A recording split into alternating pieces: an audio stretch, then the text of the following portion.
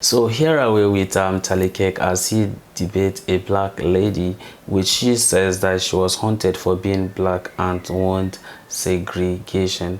At the course of it, of course, Kirk will be explaining CRT to us and its effect, you understand, on black people. So without any further ado, let's get on to the video and check this out. Hi, my name is Erin. I'm a student here, and I'm an African American Studies major.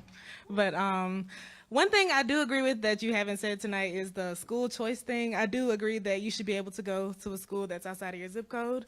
I went to a great high school. That's exactly why I was able to come here. Yeah. But my other question is that what are some examples of critical race theory? Because I know, like, another question that another girl came, she said that she had to learn CRT in her sorority, and what I thought it was is that, you know, you should know how to interact with people of other races, because I went to a school where it's, you know, mostly Caucasian people, and I had to learn how to interact with other people. So is it something like that, or is it something deeper that we don't really know? No, it's super simple. So let me just kind of ask you, I bet we agree. Do you support black-only dormitories?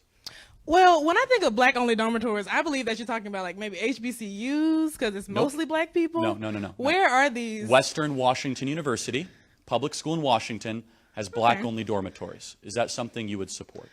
I mean, I would probably live in one, but I mean, that Wait, so you don't want to live with white people? I didn't say, I mean, I didn't say that. But I mean, it's kind of hard. Sometimes, like, I have multiple, I mean, you know, I have a lot of white friends or whatever, but sometimes, I mean, it's hard to fit in here. Well, when you go here and you're a different color. I mean, it's not hard to. What would you support white-only dormitories? It's some around here. Not many black people go here, so it technically is white only if you think about it. No, it's not. No, I mean, well, let me ask you another question. I don't think anybody here would. Oh, well, some people might, you know, support that. I mean, I never said I supported any only kind of thing. No, I'm asked. That's why I'm asking, right? I think that, you know. Do you support white only dormitories? Absolutely not. I think it would be racist. It's and preposterous. disgusting. I believe that. And guess what? Black only dormitories are racist too. I mean, I guess so. I might live in one if I could, but I can't. So.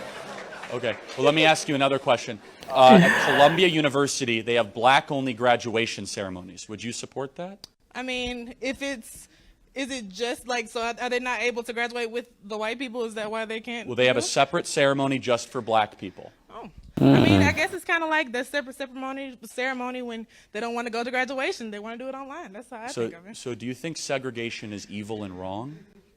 I mean, black people weren't even able to join sororities here until 2012. So, not the PhD one. So, you know, segregation here. George Wallace stood in front of the doors. I just know that's not true, and like there's. Okay, when were PhD sororities and fraternities desegregated? 2013. Oh, so you're trying to tell me that black people were not able to join a fraternity because of the color of their skin? Do you remember George Wallace too?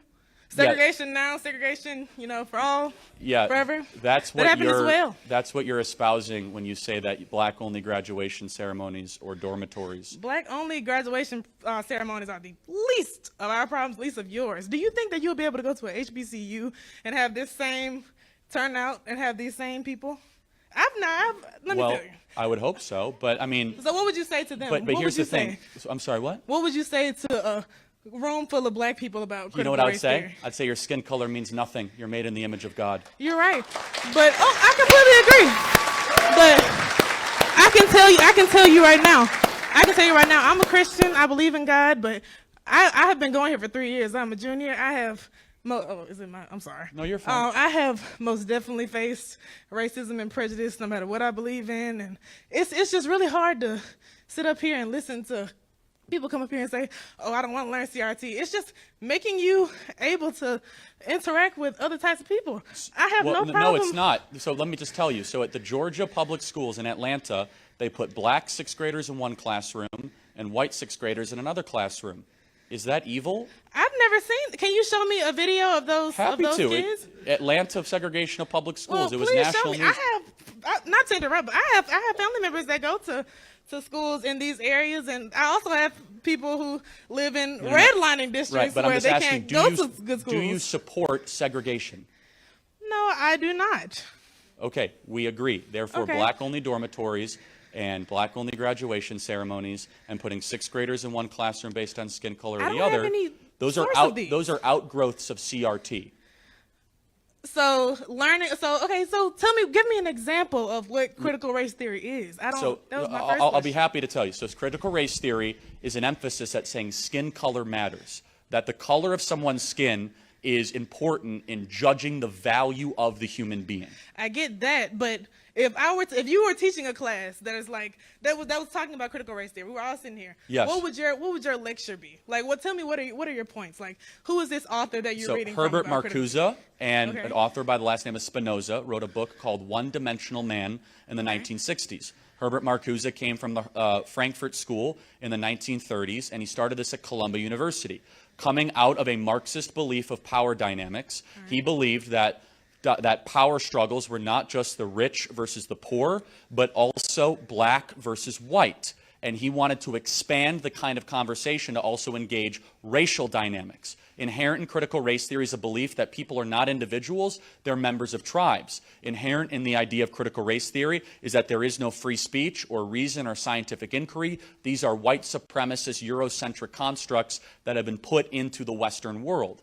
And the one that I think that is most prevalent, CRT believes racism is everywhere, that racism is the norm. That racism is within our systems, it's in our language, it's in our customs, it's in our codes, it's in all these sorts of things. Now, that's a super quick version of what CRT is, so happy to dive into that more, but I think we don't have to overcomplicate it, which is, do you think people should be judged based on the color of their skin? It's not that I think that, but it's that it's happening, and you cannot ignore that. I might not be treated the same as him as So he walks you're through right, the door. it is happening. Like at Coca-Cola, they say they need to train their employees to abolish whiteness. At AT&T, they said they would need to train their employees to get rid of whiteness. We have a supply and demand issue with racism in our country.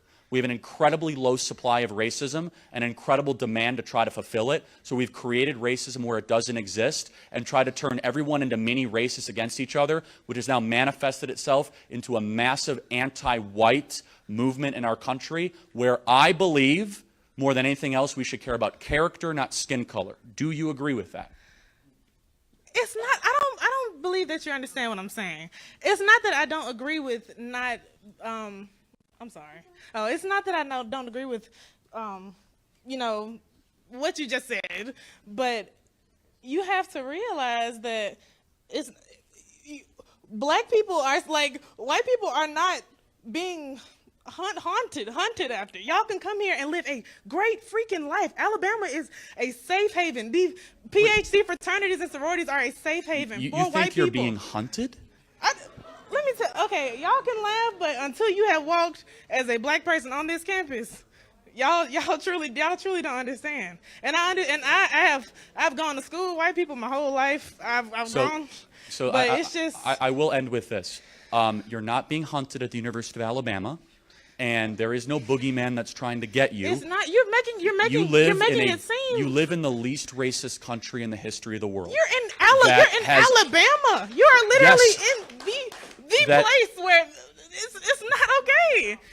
You mean the place that has given you more talking time than any other person here, and where they sit you think respectfully. You're supposed to shut me down and be like, go sit down? I mean, of course I'm going to talk to you. That would What's have you gonna respond to happened me? 100 years ago. You're right. 100 years ago, you might not have been allowed to come into this room, So which would have been bow to you because that's which would have been what's evil. happening? No, instead, we are here, we're creating a movement to say we never want to go back to the segregation that once existed in this country that is now being pushed by people in corporate America, in academia, and other places. We want to strive for a country that cares about character and the soul and the spirit of the individual, not on tribes, not on the melanin content in people's skin.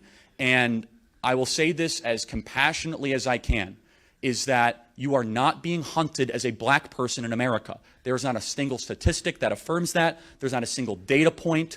Instead, the opposite is true. We are the least racist, most accepting, multiracial country in the history of the planet, and I pray one day you'll be thankful to live in that country. Okay. Thank you for being here tonight. Thank you. Everybody. CJ, come here. Really quick. I have a question. Come here. Go right there.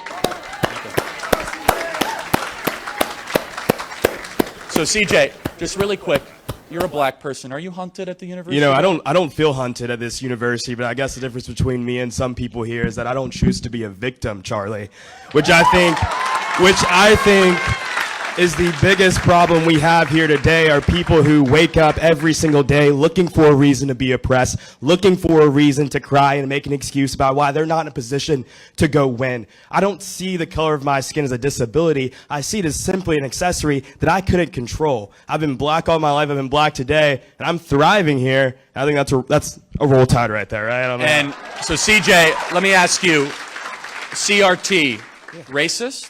It's not just racist. It's the exact iteration of white supremacy, just in reverse. I think it's important that we start teaching young people not to hate other people because of the color of their skin. We can teach black people to be proud of who they are without telling white people they should be ashamed of who they are. You know? Amen. Yeah. So, closing thought, CJ. Is this trying to divide the country? It's not only trying to divide the country, it's trying to break apart the foundation upon which it was built. You know, people forget the words of MLK, Rosa Parks, all those people who fought so hard for us to be united country, where we didn't see the color of one's skin, but their character. This is about taking us away from the vision and the dream of Martin Luther King and just taking us to the dream of Kamala Harris, and I don't want to live that dream. Amen. CJ, you're a great American. Give it up for CJ, everybody. So good. So good. God bless you, man. Everybody, this was great tonight. I want to thank some of the disagreements. It was great as always. Everybody, Alabama's a great state. It truly is. And I just want to say God bless this wonderful country and for everyone being here tonight. And in closing, the future is dependent on what you do. If we act and if we're optimistic and solution-oriented, our best days are ahead. It is a gift from the Lord to live in America, the greatest nation ever to exist in the history of the world. God bless you guys, and roll tide. God bless. Well, that's a very interesting one, listening to Charlie Kirk, the dialogue he had with the black lady, all right, for her saying that she is being haunted and then therefore she need segregation. But then when you look at it in a sense this way, sometimes insecurity can make you feel that somebody is haunting you.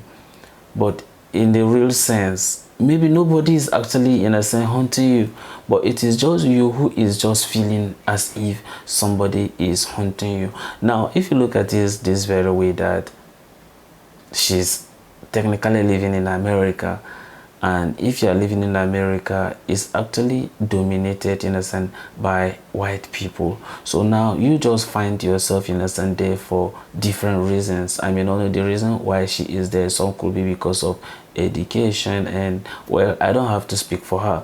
But then sometimes in a sense you tend to feel like, these people, do they like me? They do not like me. It is your own insecurity that is making you to think like that. Maybe whereas these people, they are just seeing you and they don't even think like the way you are thinking. But it is just you who is feeling like, okay, what if these people, you understand, are thinking this way or that way, you understand, about me? But technically, they may not be thinking, you understand, about you concerning that. And that's why I used to say that if you look at it that way, a human being, right? But then the question is, whether you're a white person or you're a black person or a brown person, we all have a soul. The question is, what's the color of our soul? And that is what that really matters. Because if you look at it as even the foundation of America, how it was built, right? Now, it was actually built on God. And then that's the reason why when they are taking, you understand, they are out of office, what did they use? The Bible, right? So now, why don't we look at, understand, the principles, in a sense, of the Bible on how the country itself, in a sense, was built on? It was built on God, right? So why don't we follow the principles, in a sense, of God? Why are we deviating? You understand? So now, that's why I am saying that if you are black, maybe probably sometimes your insecurity might make you think like that, but maybe probably these people may not be thinking, you understand, bad about you, but it's just maybe you who is just thinking, and maybe probably this is what these people are thinking, you understand, about me. For instance, while I was in my basic school, I was back then in Nigeria, for instance, I was in school. So probably when I was young, okay, there were no even black white people there, but like there are some people that you don't just get along with them. It does not mean that because of maybe probably they hate you or something, you don't just get along with them. It's not really, you understand, about the race, right? But then that's why I'm saying that maybe sometimes we don't have to play that race card, okay? Sometimes, you understand, it may not be a good thing, because why, you are actually in a place. So why don't we just be judged based on our own character? And that's why I just say that even people, I walk around and then someone like, oh, you are black, so if you say I'm black, then what? Does it remove anything in my body? It does not remove anything in my body. Even if you understand, you insult me, does it remove anything in my body? But then maybe that's me.